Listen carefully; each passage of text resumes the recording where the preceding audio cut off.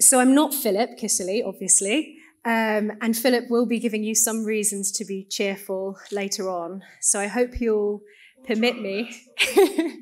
I hope you'll permit me to give you a few reasons not to be cheerful, just as a little starting point. Laura Favaro. I don't know if you're all familiar with that name by now. She's an academic who moved here from Spain, and she was working on a taxpayer-funded project at City University. She was researching social scientists and how they feel censored for their views on transgender issues.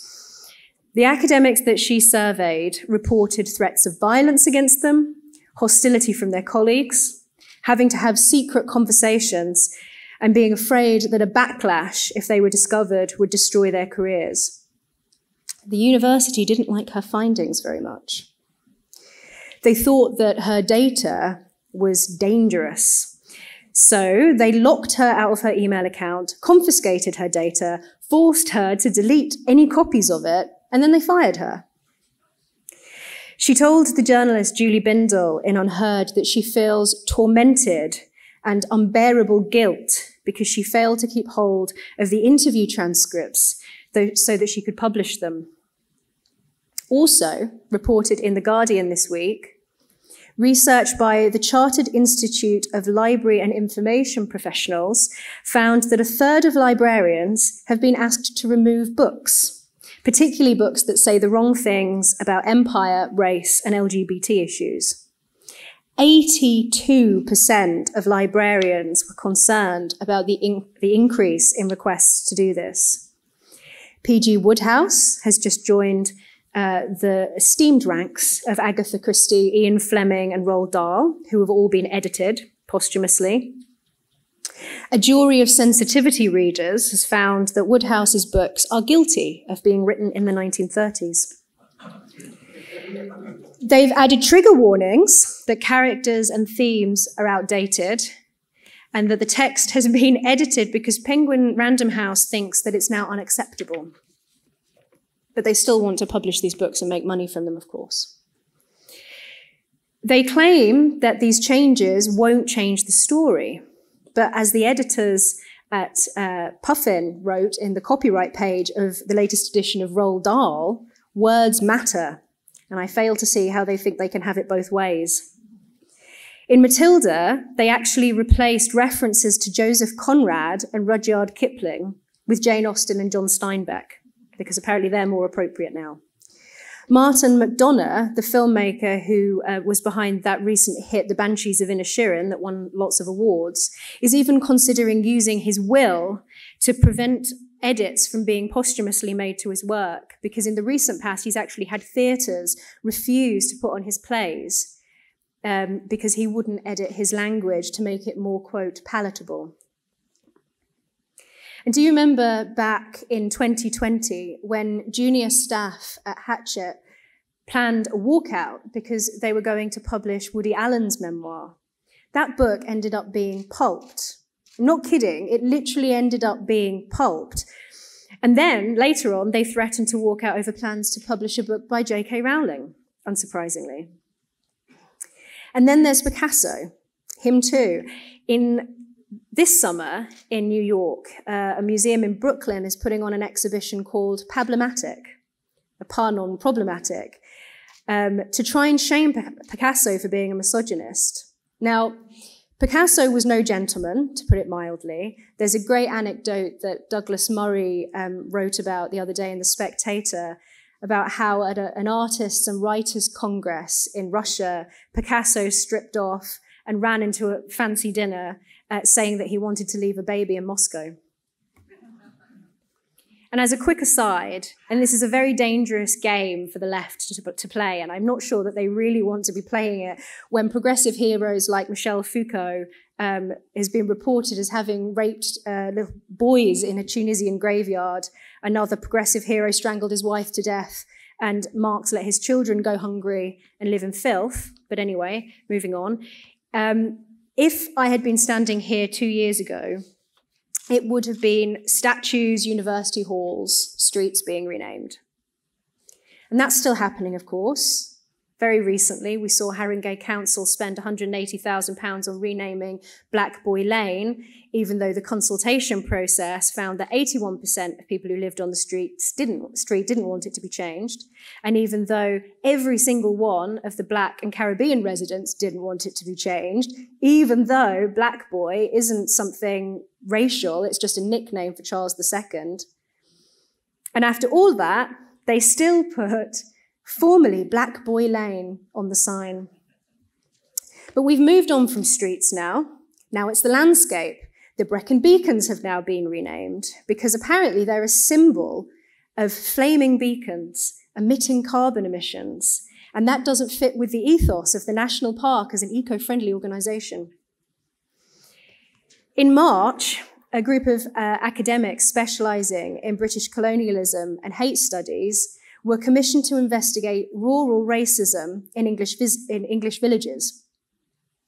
It's called the Rural Racism Project, and it will no doubt find that the countryside is white supremacist because, as we know with all of these things, it's a foregone conclusion. Okay, so that's the misery out of the way. That's where we are in 2023. But I'm not allowed to be unrelentingly negative because Peter will tell me off. So, the title of this speech is Free Speech, Free Thought. Why is that? Well, we all know that the situation is obviously very, very bad and getting worse. And many of you will probably listen to the New Discourses podcast, and if you don't, you should. In a recent episode, James Lindsay revived the work of someone called Robert J. Lifton and his concept of thought-terminating cliches. In a book by Lifton about brainwashing in China called Thought Reform and the Psychology of Totalism, Lifton writes that, and this is a quote, "The language of the totalist environment is characterized by the thought-terminating cliché. The most far-reaching and complex of human problems are compressed into brief, highly reductive-sounding phrases, easily memorized and easily expressed." Familiar examples of this would be systemic whiteness, structural misogyny, coloniality, which is one of my favorite words, praxis, the sort of things that are used as irrefutable and supposedly obvious reasons why it's absolutely necessary to edit that book. And now I know that Orwell would probably hate being as oversighted as he is, but unfortunately I have no choice because he wrote something that was just so good in his essay on politics and the English language back in 1946 that it would be totally remiss of me not to mention it in this context. Orwell observed, and I'll just read you the quote, that modern writing at its worst consists in gumming together long strips of words which have already been set in order by someone else. He describes the, quote, "invasion of one's mind by ready-made phrases can only be prevented if one is on guard against them, and every such phrase anesthetizes a portion of one's brain." He describes a sight that will be very familiar to all of you, so I'm just going to read it in full. He describes, when one watches some tired hack on a platform mechanically repeating familiar phrases, one often has a curious feeling that one is not watching a live human being, but some kind of dummy. A speaker who uses that kind of phraseology has gone some distance to turning himself into a machine. The appropriate noises are coming out of his larynx, but his brain is not involved, as it would be if he were choosing the words himself. The prevailing orthodoxy that I described at the beginning has created a totalist environment that Lifton describes that is swallowing up everything. We all know that. We've been hearing about it now for years. But here's the optimistic part. Orwell thought that it was possible to do something about it. He didn't think that the situation was futile. That was actually the point of his essay on politics in the English language. He believed that our terrible course could be altered if individuals resisted using crap language. I'd actually advise anybody who hasn't read his essay to go and read it. It's a tiny, tiny pamphlet, and I still don't understand why it isn't on the national curriculum. So Puffin are right. Words do matter. They matter very, very much. It's barely implicit that speech control is social and moral engineering. The purpose isn't just to control speech, but to influence thought. Editing speech is an attempt to edit thought. There may be people who genuinely think that it's harmless. They may sincerely believe that they are going to create a nicer, kinder, friendlier, more loving world. But it's a gross violation of our integrity as human beings. It's an invasion of our consciences. And that is very clear when you look at what happened to Laura Favaro and many other cases similar to hers. It's true, one person can't stop them officially renaming the Brecon Beacons, but you can keep calling it the Brecon Beacons if you want to. You can vote with your money and buy up all of the copies, old copies of books, and refuse to buy the edited versions just to make sure that those old versions survive. You can buy the music of cancelled musicians or anybody else that's cancelled. Just buy up their work and vote with your money. But most of all, you can prevent these everyday intrusions on your speech by being more conscious about how you use words. Don't allow your brain to be anesthetized. Don't be passive and lazy. To be truly free in your thoughts, you need to use your own words, not someone else's. And I think that there aren't very many people, particularly of the younger generation, who realize this, because it's easy to use somebody else's words rather than think for yourself. It's not just about writing or speaking well. It's about your psychological freedom. And since the 9th century, the English have been praying to St. George to protect us from physical enemies, to preserve our freedom. At 7 p.m. tonight, I will be presenting the Common Sense Crusade in place of Calvin Robinson because he's at a conference in Kigali in Africa. And it's going to have a special St. George's Day twist, and we'll be joined also by Peter Whittle, who'll be coming on to tell us about all of the things that we should be proud of as a nation. So do tune into that if you can, if you haven't had enough of St. George's Day by the end of this conference. So thank you very much, and have a lovely St. George's Day tomorrow.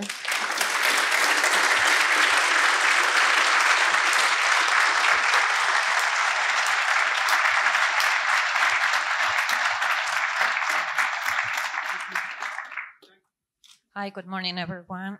It's not a question. I'm going to make a statement. I'm feeling that this process we are going through in history, it reminds me of the Inquisition, to be very honest. Books being modified and put aside because they are not complying with the new book regime. It's a form of Inquisition in the 21st century. And so I would like to suggest an idea. I'm going to run a project very soon in order to preserve British cultural heritage. And I would just recommend that we start to create initiatives in order to protect different sectors of our society, our culture, everything that represents our, roots. So in order to protect them, because if they are loose out there, no one is taking care of them, no one is making the point. Like Emma said, and I agree, it's best to buy the older books rather than the new books, but we need to create structures around that, initiatives, so that there is, a stronger, unique selling point in some way for that. It's not a question, it's just an idea that came through to me, and I wanted to share with everyone. You're welcome. I think that we have a sort of naivety around surrounding technology. I think now it's easier than ever. When Orwell wrote that very famous passage that gets cited all over the place now about rewriting everything into the endless present, I think that there's a certain naivety that we have that under the current circumstances, because of technology, it's so much easier than it was in the past in many ways to rewrite history, because all you have to do is go and edit the information online. And so it is really important that people do, if they have the means to, create their own physical libraries to preserve this sort of information, because you don't know what's going to happen. I think that our generation, there's this sort of hubris That, you know, we could have like the library in Alexandria burning down. You know, I think it's important that people do hold on to this information and preserve physical copies of it, because you don't know, in the future we'll have multiple copies of P.G. Wodehouse and Agatha Christie, and perhaps people won't be clear on what the original version was. And there was a point made, I think it may have even been by Douglas Murray, that I think it was in the New Statesman, possibly, maybe not New Statesman, New Criterion, and he made the point that it removed, by changing the language of these books, it removes the window into that period of time. It changes the sort of texture of and the nature of those books by trying to make them accord constantly with this sort of endless present. And I recently spoke to Jacob Rees-Mogg about relating to this issue, and he made the point that, you know, if you're going to have endless revolutions, year zero, which year do you pick? Is it 2023, 2024, 2025? Where do you stop? And so I think that on so many levels, without going on too much, I think it's really, really important that people do, firstly, try to preserve the hard copies of certain works, but also, secondly, I think it's important to show with your money, and really to uphold go woke, go broke. Because that is actually very powerful. Because you know, some of these companies, they're just wanting to make profit, and so money speaks.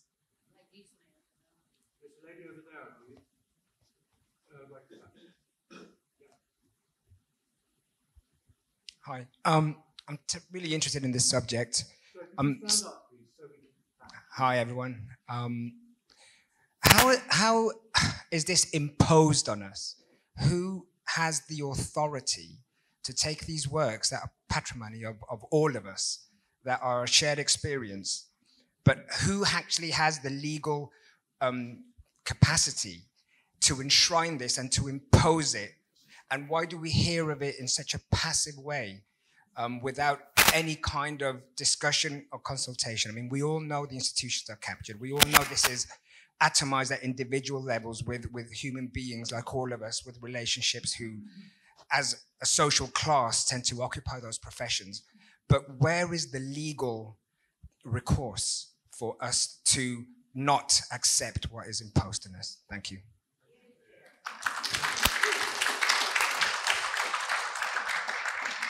I think, I imagine possibly that Matthew Goodwin might go into that a bit more, but I think part of the problem is gatekeepers, that there is a sort of intellectual orthodoxy that has formed, and this, I mean, it's almost repeating ourselves because we've been talking about this for so many years now, but this intellectual orthodoxy has formed, and it's formed through the universities, and then graduates from the universities then go on to work in the publishing houses, in the universities, in journalism, in all areas of life.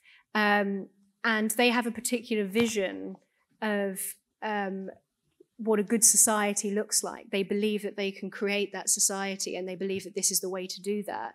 I think that it's so much of an echo chamber that there isn't anybody there to tell them that they're mistaken. And if anybody there does think that they're mistaken, then like those academics that I mentioned at the beginning of my speech, they will fear a backlash that could potentially ruin their careers, because there is so much of an echo chamber and so much conformity. And it's the same in all institutions. It's certainly the case in the arts, that there is this pressure to conform. And so even if there are some people who believe that it's wrong, they're very unlikely to speak out, which, you know, there's no obvious path to this. Of course, there are organizations like the Free Speech Union, and many organizations, including NCF, that have sprung up over the last couple of years that are trying to give a platform and give a voice to normal people who do appreciate these things, and are not in positions of power and influence to try and, you know, prevent this from happening. But I think that your average person on the street or down the pub has a much greater appreciation for the nuances and beauty of our history and our tradition and our inheritance than most politicians do, and those who are passed through our great universities do. But the problem is, I think, and this sort of goes back to the heart of St. George's Day, which is that there's a kind of snobbery towards the average man, a sort of fear of an appreciation of those things. They think that hanging a St. George's flag from your window is somehow dirty and wrong. And I think that it's our job. Nobody's going to fix this for us. It's our job to articulate why these things are important and valuable and why they're beautiful and they matter. Thank you. I think we've got time. We've got to go on. Nice to see so many people who are like-minded. The first person that made the statement to Emma mentioned the Spanish Inquisition. Now, many of us here have probably had experiences which are like that. I myself was cancelled by my local museums trust for daring to say in the staff room that I voted for Brexit. Oh no, how terrible. I had 5-star reviews on TripAdvisor, but this didn't matter to them at all. I was forced to give a grovelling apology on the promise that I would be allowed to keep my position. And once I did, I never heard from them again. So Emma, are there any ways that we can come together as like-minded people when these kinds of things happen so that we know how to respond appropriately to that kind of coercion? That's my question. Well, I think NCF Locals, Stephen over there, anyone wants to talk to him. I think NCF Locals is part of the solution to that, just simply because I think civil association and sort of organic organisation is extremely important. And one of the ways in which it's important is that people need, as you said, it's nice to be surrounded by like-minded people. Many people in their industries, in their private lives, feel very isolated. It's a bit like 1984 with sort of wink, wink, Goldstein. How do we find out whether somebody else voted for Brexit in my organisation? Or, you know, it's very difficult sometimes to tell these things because everybody is shy and frightened to come out and say what they really think about things. And so it's important, I think, for people to have many organisations and to create their own organisations organically in their local areas where they can come together and speak freely, whatever their views are. They don't have to agree with the majority of people in this room. People should be able to say what they think, no matter what they think. And I think that's important so that people can make a true and honest assessment of what their communities actually believe around them, because at the moment people don't know.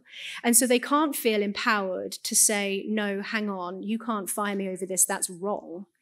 They can't say, no, you shouldn't edit that book, that thing is not as problematic as you think that it is.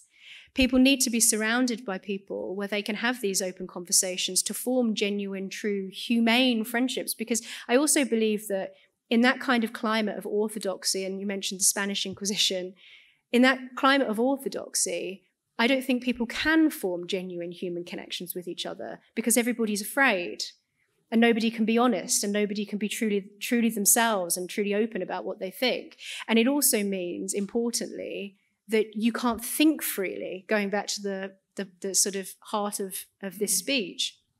You can't think freely if you can't speak freely because you're not going to be able to articulate even to yourself what you believe to be true if you're constantly being forced to use the words of others. Thank you. Oh, finally, from this gentleman here, if you could keep it brief, sir, because very brief. Yeah, thank you. Emma, hello. My question is, it's about language. And my question is, how much do you agree with the concept that if you haven't got the word, you can't think the thought, a philosophical concept? That's really interesting. I think to a degree that's true. I think people can cobble together words and phrases and images to express a thing that they might not have a word for. But I think what's important is that sometimes words, the creation of words, create thoughts and categories of thought. And so a lot of the words that people are taught to use at our universities, they're intentionally as well, they're trying to force you into a critical mindset They're trying to force you into thinking in a particular way and mold your thoughts with the words that you're using. And that's actually quite a sort of postmodernist idea, because the postmodernists also recognized that words were important and words matter, and that they shape the way and sculpt the way that we think as a society and as individuals. But one of the things that Orwell says in his essay on politics in the English language is that he talks about using fresh metaphors and imagery, not just using tired old ones that everybody else uses, that sometimes, like toe the line is a good example. Sometimes people are not sure which toe you're referring to.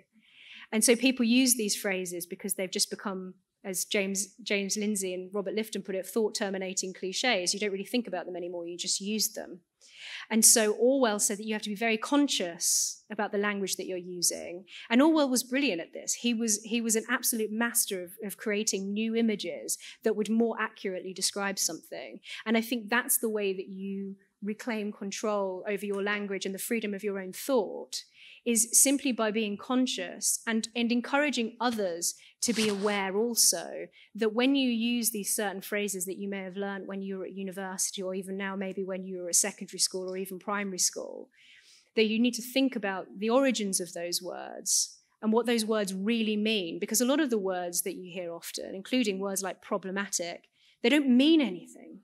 They don't relate to anything in the world, whereas Orwell said that you should try to use and Boris Johnson has made the same argument, you should try to use Anglo-Saxon words that communicate with actual things that exist in the world, rather than Latinate words that Orwell describes as falling like a soft snow, obscuring the surfaces of everything and making everything unclear and obfuscating. Because Latin words tend to be more abstract than traditional Anglo-Saxon words. Anglo-Saxon words always relate to some object in the world. And so you just need to be, and it's partly education. I think the education system is not very good on this. We need people to be aware of the origins of their words and why they're using them and what they really mean, and to avoid using meaningless words that are so abstract that they don't connect to anything. Emma, thank you very, very much. Thank you.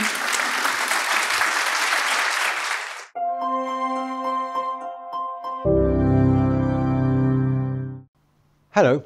If you're enjoying the New Culture Forum channel and you believe in our mission, may I invite you to join our membership scheme at the link below or on our website, newcultureforum.org.uk. Our work is more important now than ever, and we have great plans ahead for the future, but we can't do it without your support. From as little as £3 per month, you can help ensure that we continue on our mission. As a member, you'll receive a range of benefits, including access to exclusive content, invitations to our private events, including here at our studios, free copies of our books, and much, much more, including, of course, our famous NCF mug. If you aren't able to become a member, then please help us by clicking this button and subscribing to our channel. It's completely free. Just remember to also click the bell icon so that you can get notifications when we post new videos. Thank you.